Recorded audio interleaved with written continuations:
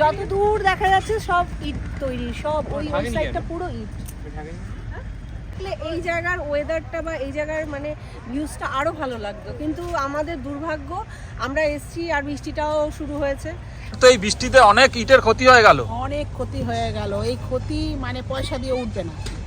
নবদ্বীপ এরিয়ায় যারা যারা আছো তারা রানাভাটা প্রত্যেকেই জানো, আর তোমাদের যদি কারো ইট প্রয়োজন হয় তোমরা এই ভাটাতে এসে যোগাযোগ করতেই পারো। যাই হোক, সবটাই তোমাদের ডিটেলস আমরা যতটা পারছি দেওয়ার চেষ্টা করছি। চলো আরো এগিয়ে যাই। এই যা আমরা পুরো আগুনের উপরে আছি, মানে ফায়ারিং হয়েছে সেই ফায়ারিং এর উপরে, পুরো আগুন, আগুনের চেম্বার। ভালো করে দেখাই দিগাই না, দেখাই না। আরে